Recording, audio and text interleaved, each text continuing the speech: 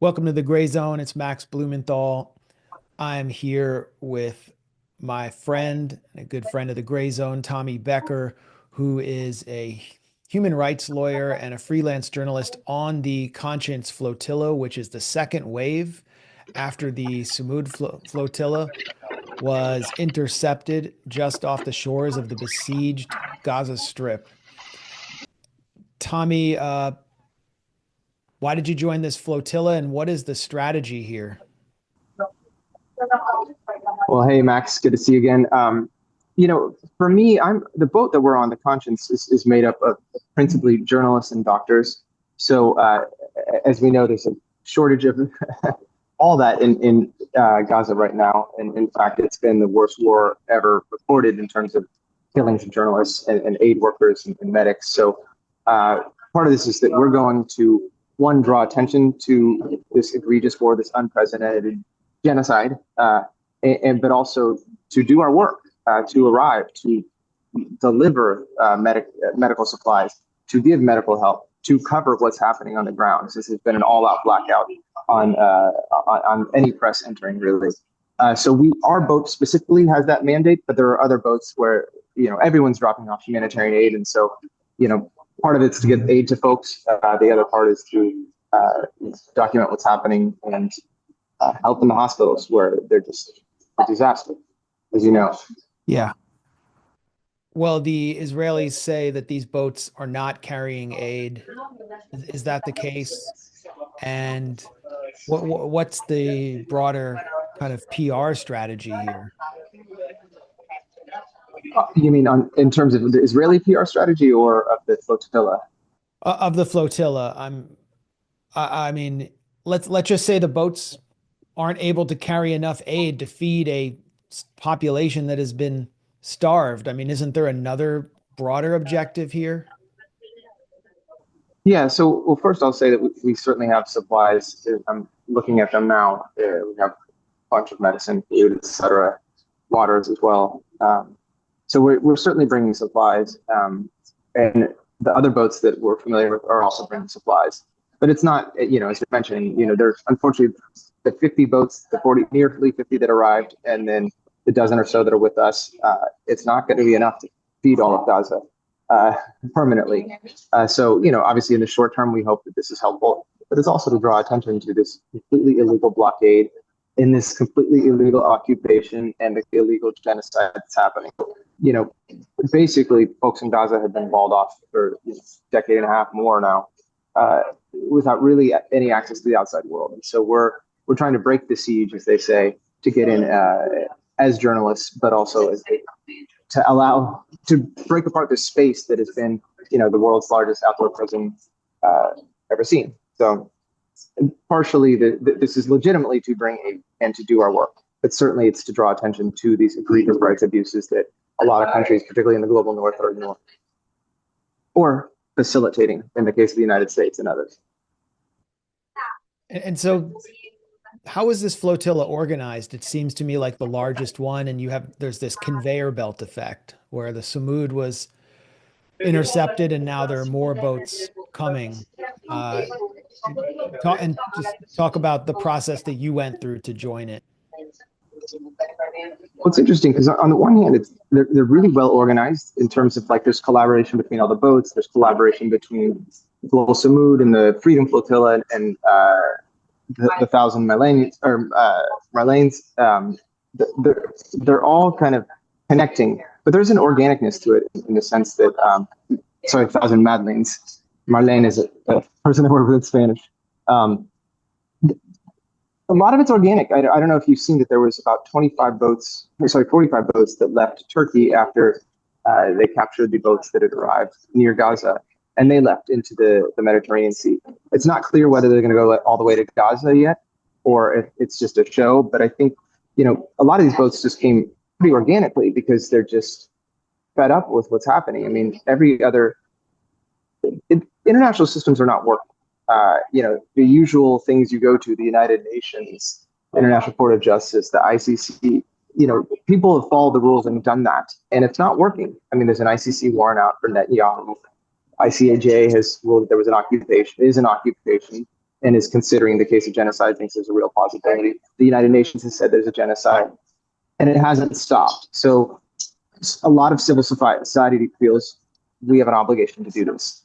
I'm going to be a boring lawyer for a moment, but genocide is the crime of crimes. It's the only crime that exists in which third states or other states have a responsibility to stop it. So any other kind of crime you can, in theory, do without state intervention. This is something where states must intervene. They have a responsibility, a legal responsibility. They've not. And so without any sort of engagement from other countries, other than the U.S. engaging in the sense of giving weapons, they're failing. So civil society is gathered to do what the international community is failing to do. We've seen some calls from governments like the Colombian government of Gustavo Petro for a kind of armed protection force to enable aid to reach the starving people of Gaza. That would be an international force. And at certain points during the Sumud Flotilla's path toward Gaza, it received military escorts, I believe, from Italy and Greece. Do you have the same hope of spurring some kind of at least momentary military intervention where these ships enter the water? Well, so Italy and Greece and Turkey all turned around at some point. So we're out here on our own, but I do think it's on one hand, it's disappointing that they didn't continue and go all the way. But on the other hand, I think that it's a signal that this pressure is working, that their governments, foreign governments understand that this could be a real geopolitical nightmare. And I think there's also an awareness that the Israeli government, who's committed unprecedented rights abuses, don't necessarily care about activists or journalists or medics like the people on this boat, as we know. So I think that there's I would love to see more help from the international community and a real facilitated effort to bring aid. But that's only one piece. I mean, this war needs to end. Netanyahu needs to be held accountable for very clear war crimes, for genocide. And the problem, frankly, is, I think that particularly in the global South, you mentioned Colombia, Bolivia is great on it, South Africa. I mean, there's a lot of countries that have been excellent on it. But, the big boys, like the United States, have been quite bad and directly facilitated all these rights abuses. I just saw actually a tweet from the Israeli ambassador, Mike Huckabee, or the U.S. ambassador to Israel, Mike Huckabee, mocking Greta Thunberg. In theory, if we get arrested, and other Americans who did get arrested in the first round, his role is the consulate is to help facilitate our release. Instead, he's mocking the people that participated in this. So the U.S., they're not going to help send ships to make sure that aid is there. They are backing Israel's egregious war crimes. Does that trouble you? There are reports now in The Guardian, Novara Media, other outlets that Greta Thunberg has been abused. I've actually seen some interviews with Turkish activists who were returned to Turkey, that she was dragged by her hair, that she was forced to take photos with Israeli flags, had Israeli flags wrapped around her hands. Other activists say they were mistreated. Are you concerned about the threat of torture from the Israelis if they intercept your ship? Yeah, I mean, so I've seen the same footage that you've mentioned, and so we've been in touch with folks throughout this, and then they went, they were captured, and then we've lost touch with a lot of people. So we haven't been able to verify where a lot of people are, what exactly has happened. It's all kind of happening in real time, and we're playing catch up on that. But I've seen these reports; they're really troubling, and I think it's very realistic because Israel has a history of doing this. There's, I think, no debate the way they've treated Palestinians, the torture they've done to them. And this is a government that tortures. This is a government that kills. Talking about precedent, the boat I'm on, the Conscience, was attacked by drones in May. It was some sort of incendiary device caused a fire. The ship's fixed now, and that's what we're using. But everyone had to flee the ship. And, they've attacked people in this flotilla before. Previously, and I want to say 2010, they killed folks that were part of the flotilla. They shot them. That was the Mavi Marmara. Yep. So I think, violence, torture, any of these things are very possible. this is an extremist regime. We've seen this over and over and over. So there's a concern for those up in the ship. But again, we have this responsibility to, if it's that bad for us, you can only imagine how bad it is for Palestinians. So we're trying really hard to get there, get them their aid, and get them the services they need. And is the conscience in your wave of the flotilla, to what extent is it connected to unions in Europe, particularly in Italy, which have been very supportive? And what kind of actions do you expect to coordinate with those civil society forces back on the mainland? So we left from Italy. We had a lot of support, a lot of ground support to leave. There were marches. There are marches as we speak. The U.S. is a little bit behind on the curve on this. I mean, I think there's certainly marches on Palestine, but there have been marches all across Europe over the last several days in response to what's happening in Gaza, but also in what's happened to the folks on the flotilla. So we have, there's a team of folks and coordinators who are coordinating with people on the ground. I'd imagine with social movements and unions as well.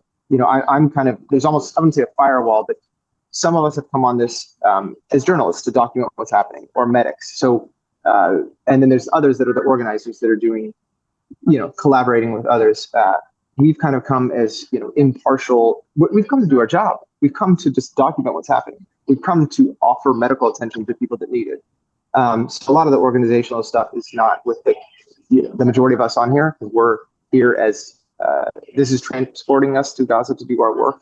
But I know that the leadership here has certainly been collaborating with social movements and other boats and protest movements throughout Europe. Yeah, I saw the trains were not moving in parts of Italy due to national strike. Yeah, it's quite impressive. I mean, the mobilizations, I mean, they've been big in the U.S. Historically, you've worked on this issue a number of years. It certainly has grown a lot in the U.S. But the pushback has also grown. But I will say that in Europe, they seem to be more intimately connected to this, and the protests across Europe have been quite impressive. In a matter of days, they blew up. Is there another wave coming? Is this the end of this round of siege breaking? It's hard to say because, for instance, the 45 Turkish ships that left, that was not part of there was no coordination. It was just organic frustrations with what Israel's doing. And so I don't think this is stopping anytime soon. I think this is going to be a continuous thing, as long as there's a Gaza, which, there's question marks on that based on the rate at which Israel's destroying it. But I think people will continue. I don't know if there's a concerted next wave that's coming. There's basically 3 flotillas that are working and collaborating. The last 2, the Freedom Flotilla, we have been kind of coordinating to go together. But I think there's a possibility. There's murmurs of more. I'll just put it that way. How it's organized, I'm not sure yet. And I think a lot of folks are going to continue to go back. I mean, Greta has gone twice now. I think that this is just showing that this is a way to draw attention to what the world's kind of covering their eyes about, for a lot of the world. Well, the Israelis are producing a kind of very predictably trashy and unprofessional propaganda show since capturing the Sumud Flotilla. Let me show you one of the pieces of propaganda that's rolled out from one of the token influencers recruited by Netanyahu and Israeli intelligence, who is allegedly getting $7,000 a post.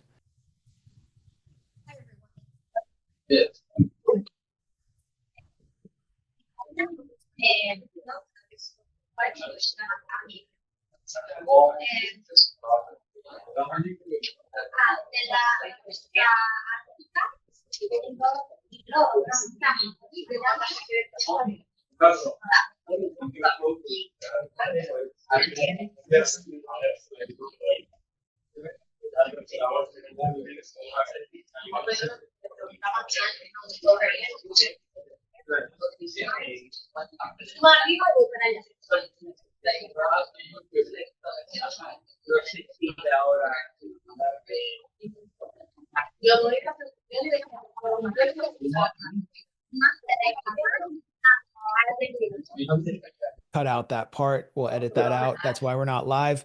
But you know, do you have margarita machines on the boat? Are there, you know, mega packs of condoms, shooting up heroin and fentanyl, drugs? By the way, that looked You, like a, you saw the needles in the background.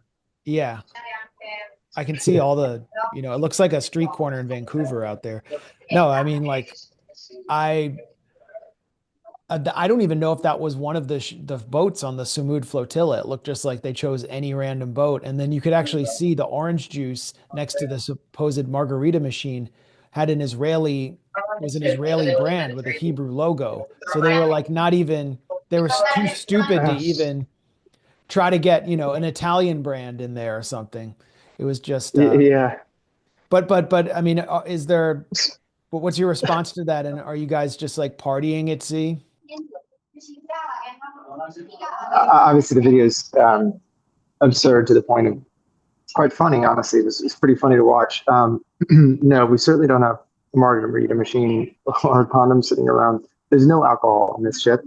Um, we are a lot of folks and a lot of aid in a ship stacked. You know, we're sleeping on the floor um, just to be able to get enough people to get there. Uh,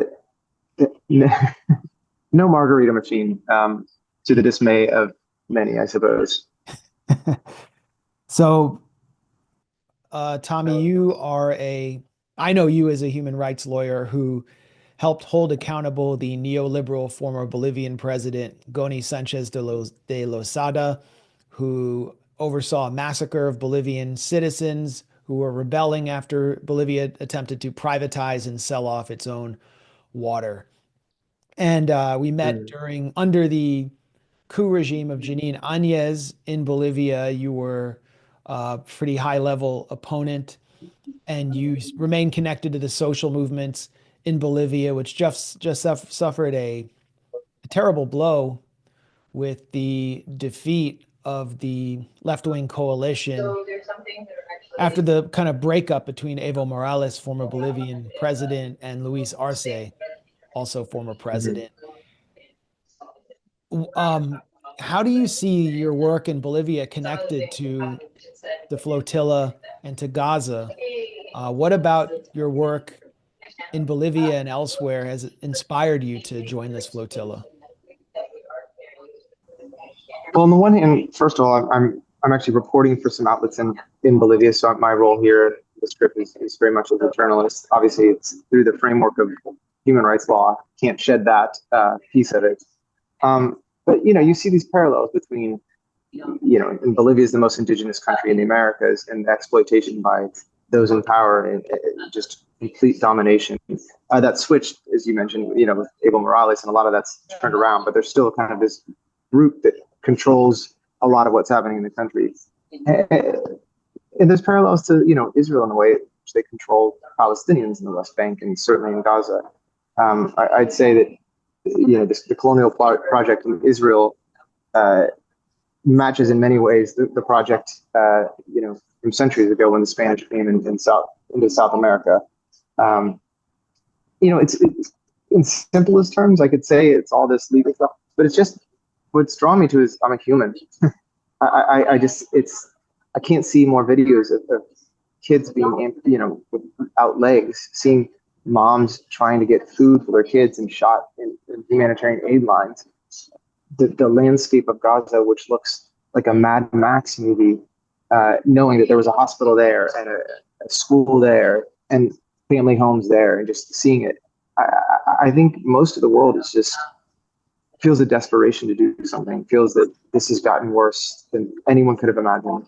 And so I think that drew me to this, or my concern about this extreme suffering of people, Palestinians in Gaza, drew me to the issue. But my work as a journalist, I was drawn to it because journalists aren't able to get in. They basically have a full-out blackout when it comes to journalism, and I think the world needs to know what's happening. Sure, they're getting pieces of it on TikTok videos and stuff, and there's excellent journalists on the ground, but they're being killed off one by one by one. So we're trying to kind of break the whole control of the media that Israel's doing by a riot. That's what drew me to this. Yeah, I think I would love to go into Gaza and report. I can think of hundreds and hundreds of reporters who do. But interestingly, the corporate media in the US, the mainstream legacy media, they're not putting pressure on the Israeli government. And when they interview Israeli officials, they're not asking why we can't go in. And it's obvious they're killing the journalists there and they're killing the aid workers inside Gaza, the rescue workers, so that we can't see, and they're keeping the rest of us out, which is why I think the boat you're on, the conscience, with journalists like yourself, is so important. With this boat, the words of the late Palestinian poet Mahmoud Darwish reverberate today: besiege the besieger. And that's what you all are doing. When do you expect to arrive? I think in about a handful of days, 4 or 5 days, maybe. Part of it is we're trying to figure out. There's a lot of other boats that have. We're in a big boat that goes quite fast. There's some other boats that don't go quite as fast, and so and weather just makes a difference. We had some stormy days a few days ago, well, actually the last 2 days, and that really slowed us down. But it certainly slows tiny boats down. So a lot of it depends on the weather and the rhythm of the other boats. But I think in the next handful of days we'll be arriving. Well, we hope that you make it through the siege walls and to the people of Gaza who are waiting on the beaches. And we thank you for joining us at the Grayzone. We'll be following up with you as soon as we can. So thanks for keeping in touch. Human rights lawyer and freelance journalist Tommy Becker. Thanks so much. Thanks.